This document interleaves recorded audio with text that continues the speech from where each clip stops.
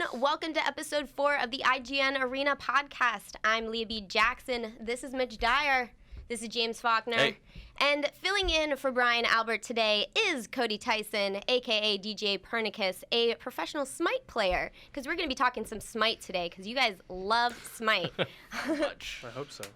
Indeed, they do. We have We got so many emails. Yeah, so we have a lot of readers have been writing in, asking, tips or leaving feedback for us, and you can do so too by sending us a message to ign-podcast@ign.com. And lots of folks have been asking about Smite. So a little bit later on in the show, we're going to talk about Smite. You're going to give us some new player tips. We're going to learn about the game a little bit. Get a feel for some Smite. But first, indeed. But first, E3. we're going to talk about E3 because E3 was last week. We didn't have a show last week. Yep. I apologize. But we were at the show seeing what I thought was going to be a lot more MOBAs than were actually at the show. So we went in, the last show we did, we went in saying, there's going to be so many MOBAs at E3. This is going to be the year of the MOBA. That we're going to go see 3, 4, 5, 6, 10 MOBAs. No, not the case. 2 might be generous. Dawngate and Dawngate was kind of there. We saw a trailer for Dawngate. Yeah. Right. So Dawngate is the new EA MOBA that's coming out, and then Arena of Fate is the new Crytek MOBA that's coming out. That's coming to both consoles and PC. I had no idea that game was going to consoles until right now. Yeah, but and we only saw the PC version at the show, but I mean it was pretty cool. I liked it. I liked it a lot. I got my hands on it. So what did you think? I have some notes here, but I want to know what you think as well. First. So it seems really simplified. I actually have a few issues with it, but it seems like a really good simplified sort of MOBA, right? Like you have.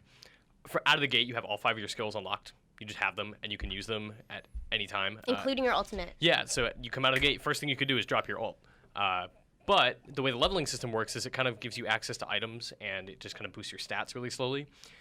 So when you hit level 6, it's kind of when you really come into your own without having to worry about your ultimate, because every level you earn access to a new item, which is plus 250 health, plus 20 critical, plus 20 tower defense, that kind of stuff. And that seems really cool to me. And once you hit 6, your stats start getting boosted really, really quickly.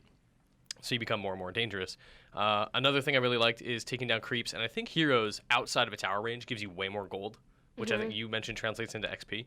Yes. So if you take down 10 creeps, if you take down a creep in tower range, it gives you 6 gold versus 46. So it's to your benefit to be more aggressive. And I really like that this makes you, it encourages you to be very, very aggressive. Mm-hmm. One of the main things about Arena of Fate that I like is that there's a 20-minute time limit on the match. So no matter what, it's over in 20 minutes. No matter how many, what's going on in the game, it's done in 20 minutes. Yeah. And I really like that. But there were 3 sort of win conditions, exactly. So one of them was called outscore, which means you could score, or one was called overwhelm. So if you can destroy the other team's base in 20 minutes, then you automatically win. If you outscore the other team by, killing them more times. Yeah, I think it was 7 kills equals 1 victory point. Yeah, okay. So 7 kills equals 1 point. Yeah, exactly. 1 tower gets a point. If you get more points than them, then you win. And then if you outlast the other team by having more points than them at the end of 20 minutes, then you win too. So I like that there are different win conditions than just kill the other team's base, which is the win condition in basically every MOBA out there right now. That's also the win condition. If you do that, you do win. Yeah, so that isn't, totally. But I like that there were sort of these little extra things that you could do in the game. I thought that was special. I just didn't. So my thing with that is I do like that a lot as well. It just doesn't make any sense to me, and maybe I'm just not thinking about it in the right way. I just don't know why there are jungle creeps or jungle neutrals. I don't know why in that context of I need to get kills and take down towers to get points to win, why I would ever spend a second in the jungle. So that actually is really interesting because you say the game ends in 20 minutes, and a lot of in competitive gaming, teams can make it through 10, 15 minutes easy. Everyone can. Yeah. But it comes down to who's the better late game team. Who's the team that farmed up for the 20 minutes and then fought afterwards, has the items, has the skills to outplay everyone. So it'll be interesting to see how that goes. You can either have a deathmatch strategy where everyone's just trying to get as many kills as possible to win the game that way, or a turtle strategy. You get a slight advantage and you just do nothing. And just hold out. Exactly. Yeah. So it'll be interesting to see which direction it goes in. Oh God, if that's a playstyle that community adopts, I'm gonna go crazy.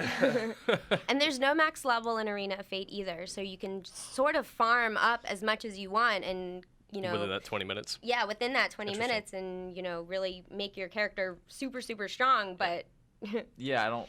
You look so confused, James. I mean, it's breaking so many of the conventions. Of course, what we're so used to. But I just don't. I feel like maybe you have just one person farm insanely, and then you just crush them. Right. By how your rest of the team just kind of stay together and not get as much. Did it do the team XP time? No. There's something that's shared, and I actually can't remember what it is. I don't believe that there's team XP, but I believe that there is shared creep gold. So if you kill a creep, then you still have to aim the last hit, basically. Okay. But if you are around me and I aim the last hit, then you will still get gold. Yeah, because they want to eliminate the kind of competition within teams. Within 5 people, I'm getting mad at James because James is stealing all my last hits as my support. They're like, no, don't worry about it. You both get it. Okay. Yeah, but someone has to get the actual last hit. Right. And there's no denying. I made sure to ask that. So that's another sort of difference that makes it a little bit simpler. And one other thing was that you don't have to go back to the item shop to get items. They are instantly given to you after, you have to channel for 3 seconds, basically, and then the item just sort of pops into your inventory rather than you having to go all the way back to the item store and then back feeding into lane. that idea of this is an aggressive game. They don't want to pull you out of combat. They want to keep you there and then give you the bonus so you can just keep going. Are the death timers very long? I'm assuming that would be a kind of important. Not really. I mean, in a game that's only 20 minutes long, there's not really time to get past that threshold where you die, and it's, oh man, I'm out for a minute and a half. You never really get to that point. Okay. So, yeah, I think 20 seconds was the longest I saw. Yeah, I feel like this is just a MOBA death match more than it is a general lane pushing game. But you can win that way. Yeah. Is there objectives as in what we think of in Smite, the fire giant, or right? There's no Roshan. There's nothing. Nothing that I saw, but I didn't really go poking around the jungle there too might much. be, yeah. I think that there might be. It's a 2-lane map, so I think in the center lane that there might be some larger monsters that Bigger give you camps. more XP and gold. Right. It seemed like, but nothing like the fire giant to that extent. I would say that I saw anyway. But I only played one match, so I mean maybe there are more Smite meta, or not Smite, Arena of Fate meta, where that could come into play. But I mean, so. After what you've heard from this, I mean, you haven't played it yet. What do you think of Arena of Fate? I mean, I actually saw some gameplay in a trailer, and I don't know. It doesn't look like it brings anything different, substantially different than any other MOBA. Sure. I think the interesting dynamic that is in the scene right now is you need to appeal to the casual player, which is make the game easy to play. Basically everyone should be able to install it and play it without a lot of difficulty. But also there needs to be a really high skill ceiling so that the really good players can differentiate themselves from the rest of the pack. And that's a hard thing to do. And whether or not they're going to be able to do that with that current system, like I said, 20 minutes, that's pretty short for competitive gameplay normally. It's nice for casuals because, like you said, sometimes you don't have 45 minutes, an hour and 15 minutes to play. So it's hard to say early. You kind of have to see people play the game before you really make a solid opinion about how it's going to be. And it's hard to do that after we all played one 20-minute match and moved on with our lives. Right, so it's really hard to reach that point. Yeah, we'll have to dig into Arena of Fate a little bit more as development progresses, and they're going to be entering beta almost this certainly summer, going to be hopefully. Beta in summer. So yeah, exactly. So I mean, we'll see more of Arena of Fate soon. But I mean, it was a good first taste. I liked. My initial bite, I guess I would say. But yeah, I mean, I'm more interested than I expected to be. Yeah, and I definitely want to see how it plays on consoles. That was one thing that I really wanted to see, but I don't know. Yeah. My question and the follow up to that would be: do they plan on cross-platforming it, where someone on Xbox or whatever can play with the PC? I would love that.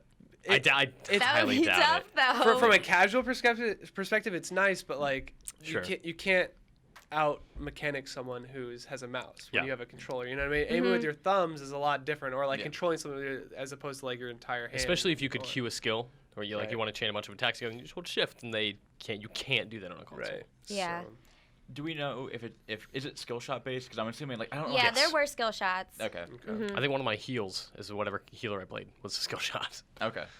That's pretty cool. I mean, I'm assuming that would work better because again, you can aim with a stick, but it's even That's what Guardians of Middle-earth did, was many, many, many skill shots. Yeah, it was all just the radial circles around the character. we'll have to see. Indeed. And there wasn't anything else. I mean, Evolve we talked about before. It's kind of being. It's got MOBA elements, but it's very much not a MOBA. Yeah. Yeah. Dawn seems, I don't know. The more I see of that game, the less interested I am. But I am interested to learn more about it. Right.